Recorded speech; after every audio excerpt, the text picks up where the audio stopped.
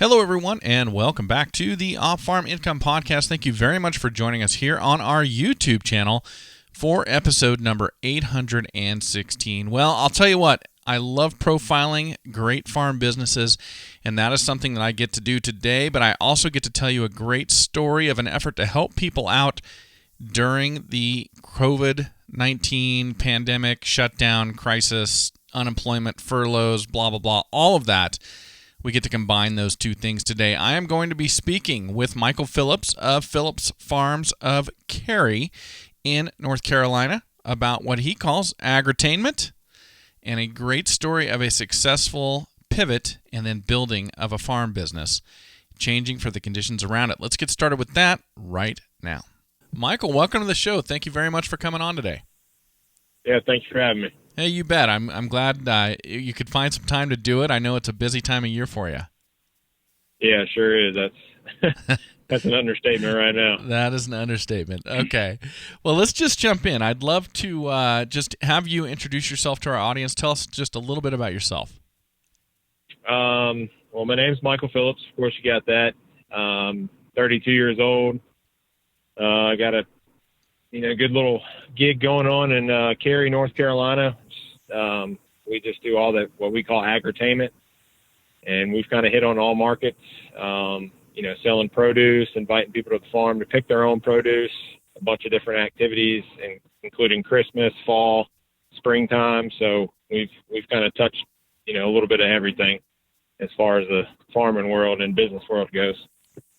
Got it. Well, I was drawn to your site. I think I had seen or read a news article about something that you guys were doing in response to the COVID pandemic and the shutdown or something like that. I think you normally do like a you pick strawberries or something like that, or what was that story? Yeah, that's correct. Okay, so long story short, this kind of relates back to the of Cary part when you were asking me a little bit about it. Is we are right in the middle of suburbia, basically. We've got 80 plus acres right there in the middle. It used to have, over 100 plus acres. Anyways, we have about 2 acres of strawberries. And with our strawberries, we had you pick and we pick. And we did have what we call our family fun park, which was a huge thing for our fall activities when we opened it in the spring, like 7 years ago. Uh-huh. So that being said, with the social distancing being, 6 feet, and we have 2 acres, and we would have thousands of people come out, there was no way we were going to make this, make that happen, really by law. So more or less, it was a little bit of a panic on, what exactly are we going to do? Mm-hmm. So I said, well, we've got enough property right here. Let's set up a drive-through. And then, so we've got our drive-through going where we basically have the folks picking for us to make this drive-through possible. We reached out to the community and tried to find as many folks who are affected by COVID-19 to work for us. Okay.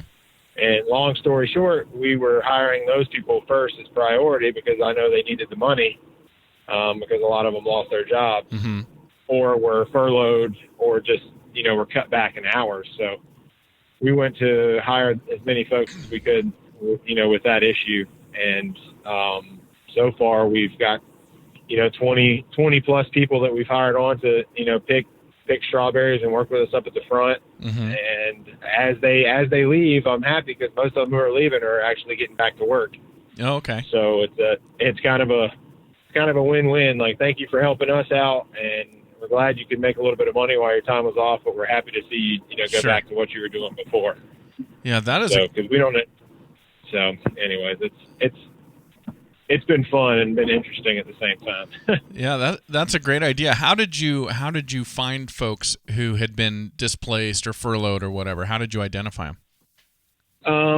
A lot of it was word of mouth, and then we have a big social media outreach. We've got over 15,000 followers on Facebook, and just really well known in the community as far as what we do, because we're the only one around. So when more or less it was asking friends and family, like, hey, do you guys know of anyone who's affected? Who really needs the work. please send them our way. And if they want to work with us, then we'll be more than happy to hire them on and show them, what we need and what we expect. And then if they have to leave or if they move forward or get back into when things are normal, then go for it. So it was mainly social media and just word of mouth. And it worked out really well for us so far. That's interesting. Now, picking strawberries, I mean, that sounds like hard work. You're bent over, you're down on one knee or something like that, picking those things. Would you describe it as hard work? Oh, yeah, for sure. And we tell everyone when they come into it, we say, you're going to be picking strawberries. So this isn't like in previous years for some folks that have worked with us, this isn't standing around and making sure kids are doing what they're supposed to do or adults are doing what they're supposed to do on all these, crazy fun activities we have. You're going to be there for 4 or 5 hours picking pounds and pounds of strawberries for us. But, it affected some people that were just 2 or 3 people that just said, I don't think I'm going to be able to do this physically. Right. And, I mean, we understood, but most everyone has hung in there because I kind of tell them, if you can just get acclimated, I said your lower back and your hamstrings will adapt after about a week. But so far, most of them have agreed with me. They've kind of got past that 4 or 5 day stage of working, and they're like, well, you're right. It's still sore, but, it's a lot easier now than it was. Well, the reason I'm asking is you always hear people say that, Americans will no longer do that type of work. But here, when the chips are down, you found people to come out and take care of it. Yeah, that's a lot of people have said that to me. Actually, I've seen that on a lot of articles that this story has actually been out on it. People said that, like, people aren't going to work and do this or that, and there's still some I would say old school minds out there to where if they got to get it done, they're just going to get it done. Yeah, and we found some of those people. Thank the Lord. Yeah, that is great to hear, man. It is, there's always a silver lining to everything. This COVID deal is exposing a lot of stories like yours, and it's changing some of our perceptions. I'm thrilled to hear that you've got people to come out and do this for you. I'd be really upset and disappointed if you said we put out the call and nobody answered it. Yeah, and to be honest, I was afraid that was going to happen as well. Yeah. And because I like to get out there and work with everyone too. And usually I have a bunch of other side stuff going on. So I try to get out there with everyone and encourage them and, keep them going and make sure everyone gets the, right breaks and everything they need. If I was like, you're helping us out. And I was like, if you get sore, if you got to stand up, you need to walk around, just do it. I was like, I understand. I'm not going to try to put you over here and just, stay down and keep picking type of deal. I mean, it's just a good, more or less right now, it's a pretty good team atmosphere. So, I'm happy we can help those folks have a job. Yeah, that's fantastic. Well, I got to ask you a quick question just for fun. I'm looking at Cary, North Carolina here on the map. So my question for you is Tar Heels or Blue Devils? If they're playing each other, it would be the Blue Devils. But if it's going to be an actual college, it's got to be NC State because that's agricultural, and they're in Raleigh. Yeah, they're not. Yeah, okay. So NC State's your land-grant university. I've actually been out a couple times and spoke at the University of Mount Olive. They've got a nice, growing agricultural program there. Oh, okay. Yeah, I actually, we're so close to all three. We're right smack dab in the middle of Duke, Carolina, and NC State. So yeah, it's all pretty wild to see everything go on. But I mean, I'm in farming, so I got to go with the ag school. That's true. You do. I appreciate that. I really appreciate that. That's cool. Well, so how long has Phillips Farms of Cary been in your family? So it's been over 100 years. My great grandfather on my grandma on my dad's side, it was their property.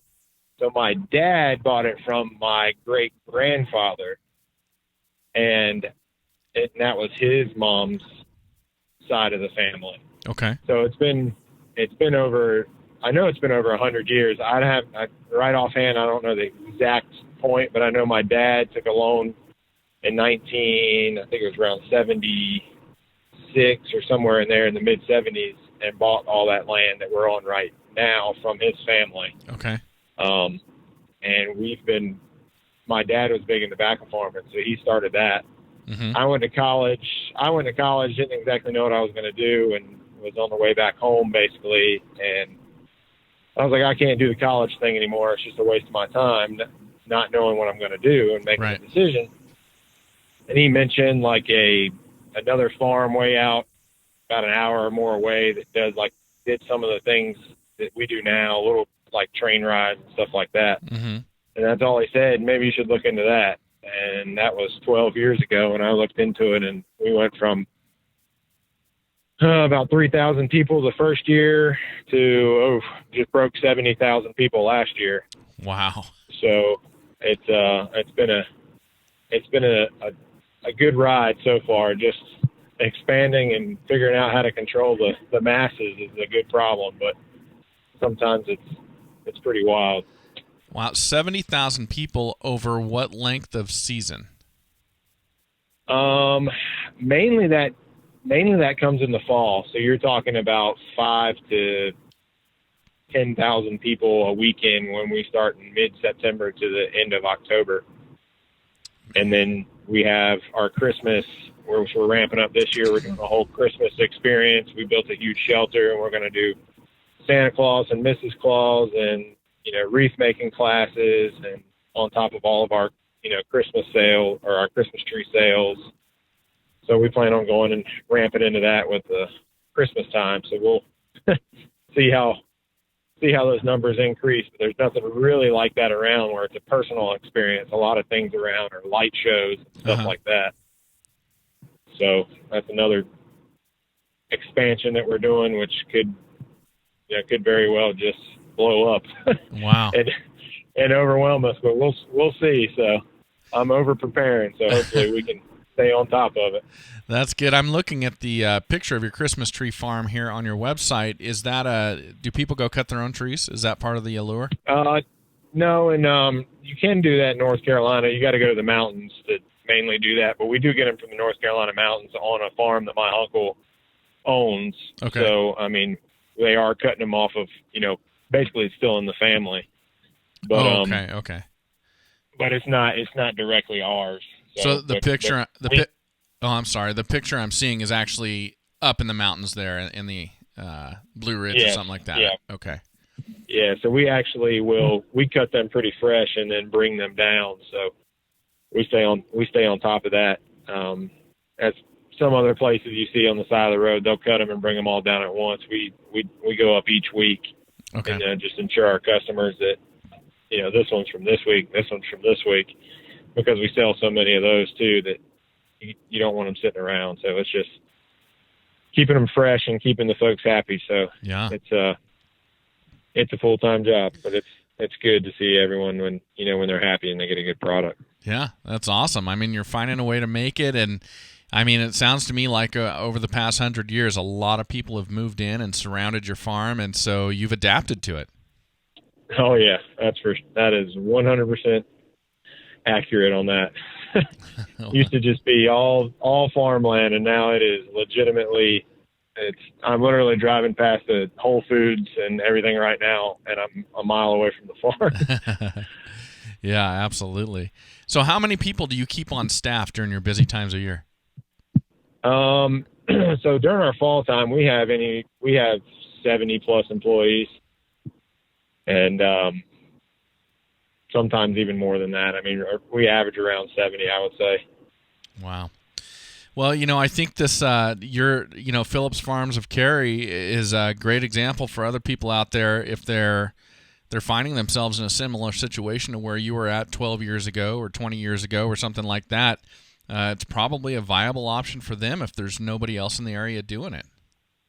Yeah, it definitely is. If if you have the right business mindset and really know how to do it and have a passion for it, then it's something you can you can run with, and it would be successful. That's for sure.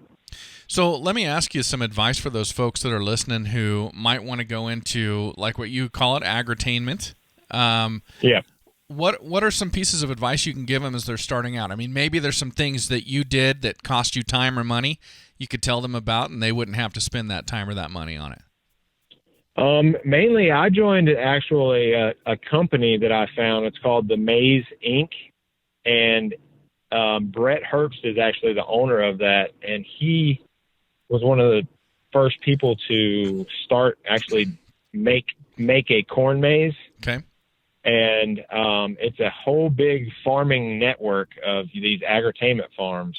And I joined that, and some other people, if they're already older, I started when I was 20 and just had a small loan. So when I started, it was real small. I can only afford so much and just had to pick and choose and fail sometimes. But if someone is kind of,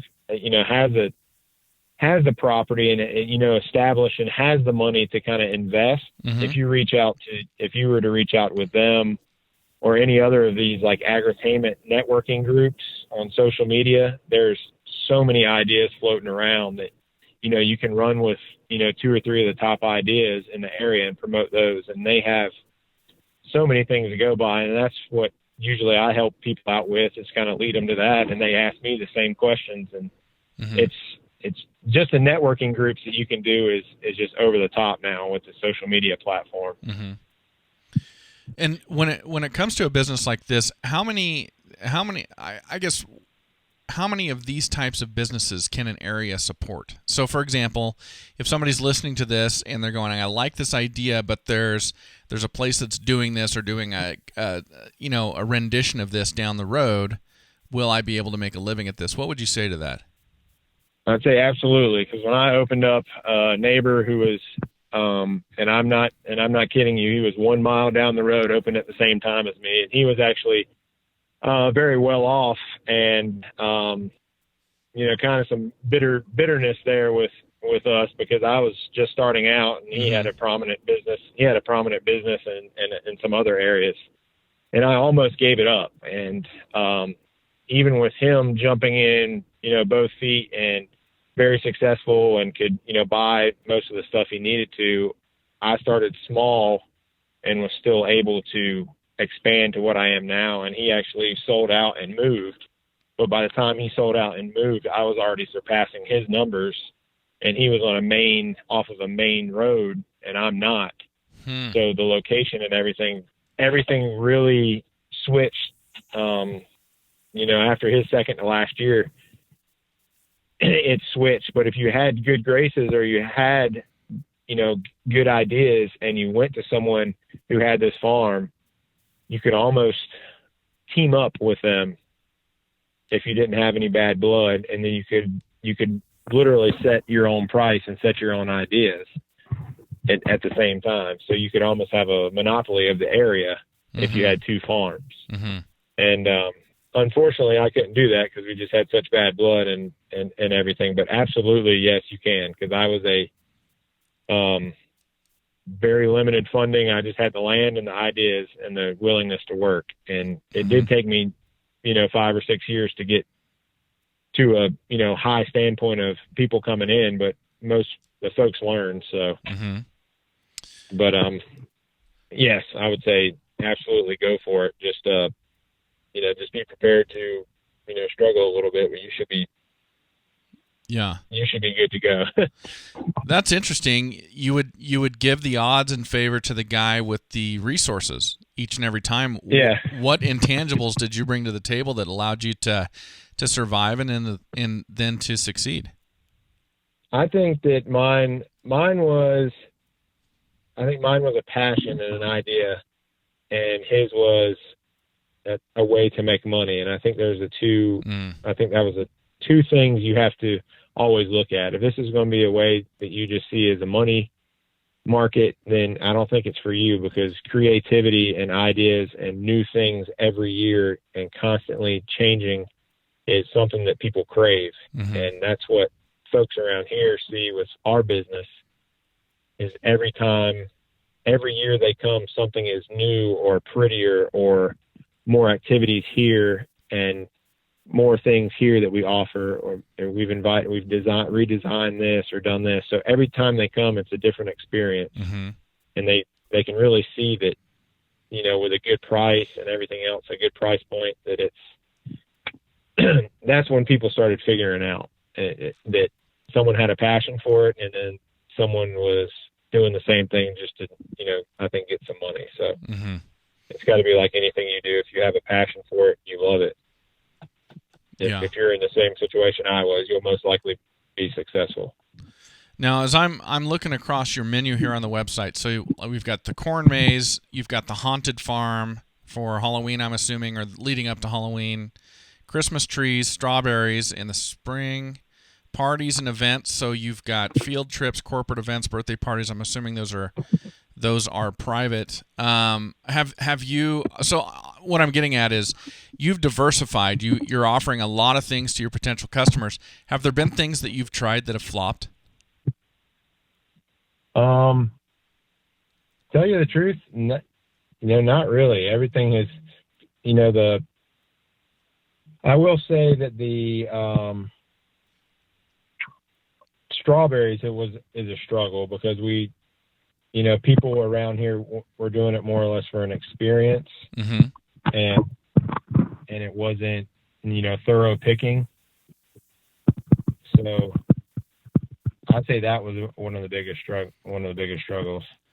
So what do you mean? Like they were leaving a lot of strawberries out in the patch that should have been picked that were going to waste, or is that what you mean? Yeah. I mean, it was more or less people would come out and they would leave too many. They wouldn't pick thorough. Okay.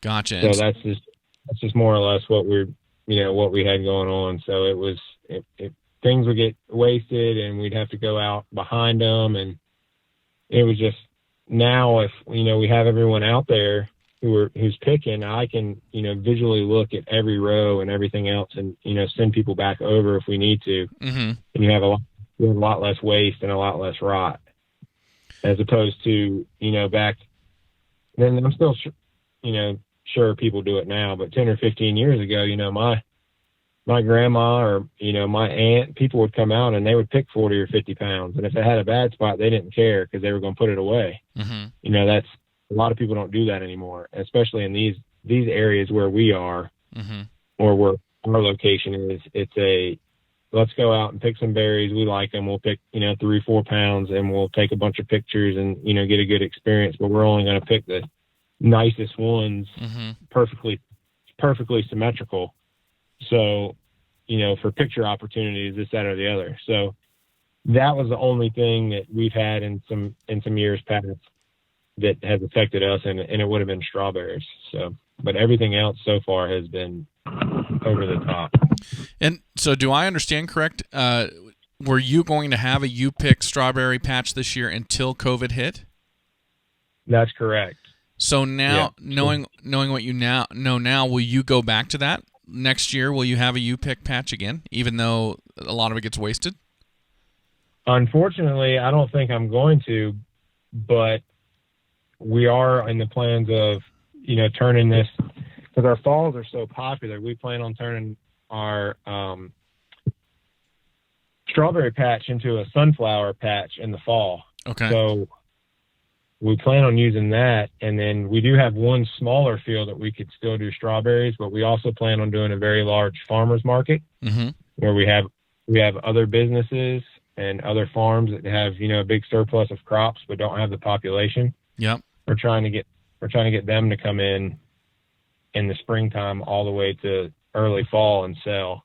Okay. And try more or less reaching out to try and help other farms who don't have the population we do. That's our main goal for next year, is what we see. So we're trying to help and have a good substantial business, throughout the summer months, that folks can sell their produce still at the farm, and have a good location for everyone to come. Yeah, that'd be a great setting for that. That'd be fantastic. So let me ask you, when you've got that many people coming onto your property, how do you deal with the potential liability? Well, there's definitely insurance for it. So we have a good insurance policy, but we've, thank the good Lord, we've only had 2 or 3 incidents, and, most of those were the actual person's fault, or they didn't read a sign and kind of broke the rules and ended up hurting themselves. So, but besides that, everything we have a staff member on, each of our activities, and we have 2 managers over top of the activities that we do offer. And, we just take it over the top for the safety of our customers for sure. And when you form a business like this, an agritourism or agri-entertainment, do you recommend a certain business structure, like an LLC, or maybe even going beyond that to an S corp or a C corp, or how would you recommend people do that? An LLC is what we have, and that's probably the best one. And then beyond that, we haven't gone any further. We usually just set up LLCs. Gotcha. And when you decided to do this, when your dad had that talk with you and you were trying to figure out what to do, did you write a business plan out, or has this been something that's kind of just evolved over time? And this has been something that has evolved. If I would have looked back 12 years ago, or 12 years into the future with myself then, I would have had no clue of what to do. And it just more or less, as I matured, because I was really a kid when I started. I mean, I was 20 years old. Mm-hmm. So as it went on, it was just, kept adapting, kept building, and kept looking. And then I matured and had, took in wisdom from my father. And then, my wife came along, and she was a huge help. And it just kind of, everything gradually grew. And now it's ideas that I have that I just love to run with and take it and make it work. Mm-hmm. And so far that's people like my ideas. That's good. So would you consider yourself a natural born entrepreneur?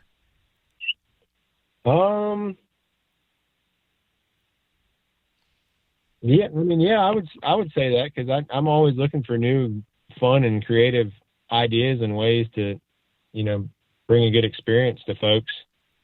And I'm definitely 100% about customer service. I can tell you that. Mm-hmm. That's when, just today when we go through these strawberries and stuff, I have 2 or 3 young ladies pour every single basket out and go over. I mean, if we pick 1,000 pounds or 1,500 pounds, mm-hmm. they're going through and looking at each berry.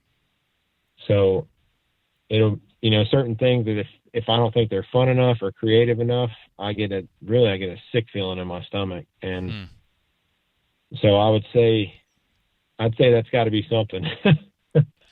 Well, the reason I ask is you had this moment in time when you were 20 where you could have gone and got a job, or you could have started this business. You chose to start the business, but that scares a lot of people. But you went for it. Yeah, I mean, that's the greatest successes I've seen, or the success stories I've ever seen. They're, folks that put everything on the line. Yeah. And, granted, that's what I did, and numerous times, and it was terrifying. So yeah, I understand that it was very terrifying. It was scary as heck to me. Mm-hmm. So, I mean, that's something you got to look face to face and, with yourself in the mirror and see if you can do it. Yeah, I agree.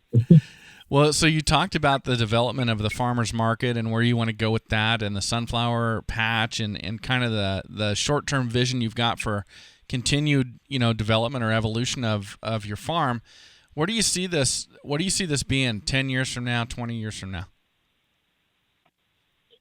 Oh man, I couldn't even tell you that, because I feel like we almost run out of room on 80 acres if I kept expanding, because the area around here is expanding so fast too. And there's really no other farms. There's a few, I mean, but you're talking an hour and 15 minutes. Mm-hmm. Yeah. So there's no telling, really. I'll keep going as long as I can. So, I mean, I'm hoping if it's 10 years from now, I'm hoping we have 150,000 people coming out. That's interesting. I'm thinking of your 80 acres, just with the people you've got coming out now. How many acres of that 80 do you have to devote just to parking? Right now I'd say we've got 12 to 15 acres. So, but we try to keep it tight on that. Yeah. But we do have room to where if it came down to it and there were some woods over there, I've got another 9 or 10 acres I could, push down and bring in some dirt and level it off and put some more people over there if I have to. Yeah. Man, what a business. Well, that's really cool. Michael, I know this is a very, very busy time of year for you, so thank you for taking the time. If folks want to know more, if they wanted to contact you or anything like that, how would you want them to do that? Basically, if they go to the website, it's Phillips Farms, which is Phillips with an S, Farms with an S, of Cary.com. We have numerous folks that they can, email questions or info, and all those people that get these email messages, they don't come directly to me, but they're all like either close friends who are in positions for the farm or family members. Okay. So any questions they send or wanted to really contact me about, about stuff, it's pretty much that simple. Okay. I'll usually answer. Awesome. Well, thank you so much for sharing this with us today. And by the way, thank you so much for what you did when it came, you turned kind of a lemon into lemonade with hiring folks who've been furloughed and laid off. I think that's great. I really appreciate that and for you coming on the show today.